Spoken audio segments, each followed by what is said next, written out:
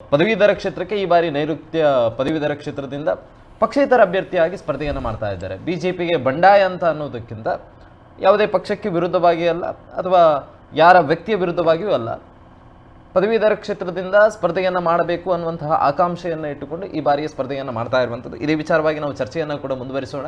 So ಹಲವು ಗೊಂದಲಗಳು ಕೂಡ ಇರುವಂಥದ್ದು. ಎಸ್ ಜಿತೇಂದ್ರ ಸರ್, ಈಗಾಗಲೇ ಬಿ ಜೆ ಪಿಗೆ ವಿರುದ್ಧವಾಗಿ ನಿಂತಿದ್ದಾರೆ, ಬಿ ಜೆ ಪಿಗೆ ಸೆಡ್ಡು ಹೊಡೆಯುವ ಪ್ರಯತ್ನಗಳು ಅನ್ನುವಂತಹ ರೀತಿಯಲ್ಲಿ ಹೆಚ್ಚಾಗಿ ಪ್ರೊಜೆಕ್ಟ್ ಆಗ್ತಾ ಇತ್ತು. ಈ ಬಾರಿಯ ಚುನಾವಣೆಯಲ್ಲಿ ಬಿಜೆಪಿಗೆ ಇದು ಹೊಡೆತು ಬೀಳುವಂತಹ ಸಾಧ್ಯತೆ ಇದೆಯಾ ಪದವೀಧರ ಕ್ಷೇತ್ರದಲ್ಲಿ, ಅಂದರೆ ಧನಂಜಯ ಸರ್ಜಿ ಅವರಿಗೆ? ಈಗ ವಿಧಾನ ಪರಿಷತ್ನಲ್ಲಿ ಒಂಥರ ಚತುಷ್ಕೋನ ಸ್ಪರ್ಧೆ ಏರ್ಪಟ್ಟಿದೆ. ಹಾಗಾಗಿ ಯಾವುದೇ ಕ್ಷಣದಲ್ಲಿ ಯಾರು ಗೆಲ್ಬೋದು ಎನ್ನುವಂಥ ಒಂದು ಮಾತುಗಳು ಬರ್ತಾ ಇದೆ. ಯಾಕಂತ ಹೇಳಿದ್ರೆ 85,000 ಓಟ್ಗಳಲ್ಲಿ ಒಂದು 60,000 ಓಟು, 55-60,000 ಓಟ್ ಫೋಲ್ ಆದರೆ 4 ಜನ ಅಂತ ಹೇಳಿದ್ರೆ ಒಂದು ತಲಾ 10,000 ಪ್ಲಸ್ ಓಟ್ಗಳನ್ನು ಹೊಡೆದ್ರೆ ಉಳಿದವರು ಒಂದು 2,000 ಆ ಥರ ಹೊಡೆದ್ರೆ, ಈಗ ಎಸ್ ಬಿ ದಿನೇಶ್ ಇರ್ಬೋದು, ಯಾರು ರಘುಪತಿ ಭಟ್ರು ಇರ್ಬೋದು, ಧನೇಂದ್ರ ಸರ್ಜಿ ಇರ್ಬೋದು, ಐನೂರು ಮಂಜುನಾಥ್ ಇರ್ಬೋದು, ಇವರೆಲ್ಲ ಗಟ್ಟಿ ಹೆಸರುಗಳೇ. ಮತ್ತು ಈ ಭಾಗದಲ್ಲಿ ಭೌಗೋಳಿಕವಾಗಿ ಕರಾವಳಿಯಲ್ಲಿ ಅನ್ಯಾಯ ಆಗಿದೆ ಎನ್ನುವಂತಹ ಕೂಗು ಎರಡನೇ ಹಂತದ ನಾಯಕರು ಮತ್ತು ಬಳಿ ಇರುವುದರಿಂದ ಕಾರ್ಯಕರ್ತರು ಏನು ಅಷ್ಟೇನು ಸಿಟ್ಟಿನಲ್ಲಿ ಆಕ್ರೋಶದಲ್ಲಿ ಇಲ್ಲ ಈ ಸರಿ. ಯಾಕಂದರೆ ಅವರಿಗೆ ಕಾರ್ಯಕರ್ತರಿಗೆ ಸಾವಾದರೆ, ಕಾರ್ಯಕರ್ತರಿಗೆ ನೋವಾದರೆ ಆ ಥರದ ಒಂದು ಆಕ್ರೋಶ ಇರ್ತದೆ. ಬಟ್ ಒಂದು ಒಳಗಿಂದ ಒಳಗೆ ಅಲೆ ಇದೆ, ಯಾಕೆ ಮಾರ ಇವ್ರಿಗೆ ಕೊಡ್ಬೋದಿತ್ತಲ್ಲ, ಉಡುಪಿ ಕುಡ್ಲಾಡ್ದನ ಕಮ್ಮಿ ಆತಂಡ ಕೊರಲಿತ್ತನ ತಾ ಎನ್ನುವಂಥ ಒಂದು ಒಪಿನಿಯನ್ ಇದೆ, ಆಕ್ರೋಶ ಇಲ್ಲ. ಎರಡನೇ ಹಂತದ ನಾಯಕರಲ್ಲಿ ಒಂದು ರೀತಿಯ ಆಕ್ರೋಶ ಇದೆ. ಯಾಕೆ ಹೇಳಿದ್ರೆ, ಹೀಗೆ ಬಿಟ್ಟರೆ ನಮಗೆ ಇಲ್ಲಿ ದಕ್ಷಿಣ ಕನ್ನಡ ಜಿಲ್ಲೆ, ಉಡುಪಿ ಜಿಲ್ಲೆಯವರನ್ನು ಮೂಸುವರಿಲ್ಲ.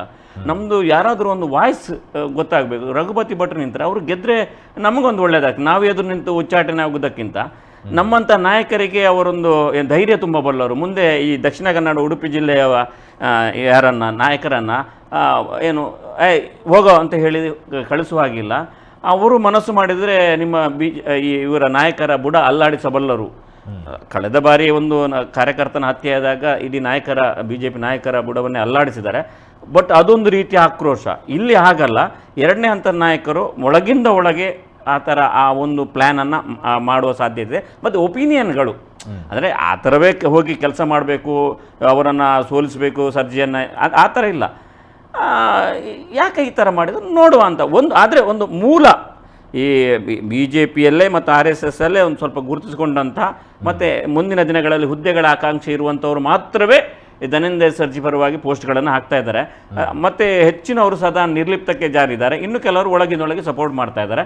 ಹಾಗಾಗಿ BJPಯ ವಿಚಾರದಲ್ಲಿ ಬಂದಾಗ ಧನಂಜಯ ಸರ್ಜಿ ಅವರಿಗೆ ಶಿವಮೊಗ್ಗದಲ್ಲಿ ಹೇಳುವುದಾದರೂ ಕೂಡ ಅಲ್ಲಿ ಈಶ್ವರಪ್ಪನವರ ಒಂದು ಬೆಂಬಲಿತ ಅಂತ ಕೆಲವೊಂದು ಪದವೀಧರ ಓಟ್ಗಳಿದೆ. ಅದೇ ರೀತಿ ಎಷ್ಟಂದ್ರೂ ಒಂದು ಆ ಕ್ಷೇತ್ರದಲ್ಲಿ ಹೊಸದಾಗಿ ನಾಯಕನಾಗಿ ಮೂಡಿದರೆ ಒಂದು ಹಳಬರಿಗೆ ಒಂದು ನಮಗಿಂತ ಮೆರಿತಾ ಇದ್ದಾರೆ, ಹಣ ಇದೆ ಸರ್ಜಿಯವರ ಹತ್ರ, ಕೋಟಿ ಇದೆ, ಅವ್ರು ಬಿದ್ದರೆ ಮತ್ತೆ ಗೆದ್ದರೆ ಕಷ್ಟ ಆಗ್ಬೋದು ಎನ್ನುವಂಥ ಉಳಿದ ಎರಡನೇ ಅಂತ ನಾಯಕರಿಗೂ ಒಂದು ಆ ಥರ ಭಯ ಕಾಡ್ತಾ ಇರ್ಬೋದು. ಹಾಗಾಗಿ ಒಂದು ರೀತಿಯಲ್ಲಿ ಅಲ್ಲೂ ಅವರಿಗೆ ಪ್ಲಸ್ಸು ಇದೆ. ಅವರ ಒಂದು 30,000 ಪ್ಲಸ್ 36,000 ಏನೋ ಹೇಳ್ತಾರೆ, ಅಷ್ಟು ಓಟ್ಗಳು ಇದ್ದರೂ ಕೂಡ ಅಲ್ಲಿ ಒಂದು ರೀತಿಯಲ್ಲಿ 50-50% ಇದೆ BJPಯಲ್ಲೂ. ಹಾಗಾಗಿ ಇಲ್ಲೂ ಸ್ವಲ್ಪ 65% 70%ವರೆಗೆ BJP ಓಟ್ಗಳಿದೆ. ಸ್ವಲ್ಪ 10% ಕಾಂಗ್ರೆಸ್ ಓಟ್ಗಳು ಬಿದ್ದರು. ಹಾಗಾಗಿ ರಘುಪತಿ ಭಟ್ರು 10,000ವನ್ನು ಕ್ರಾಸ್ ಆಗ್ಬೋದು, ಧನೇಂದ್ರ ಸರ್ಜಿಯವರು 10,000ವನ್ನು ಕ್ರಾಸ್ ಆಗ್ಬೋದು.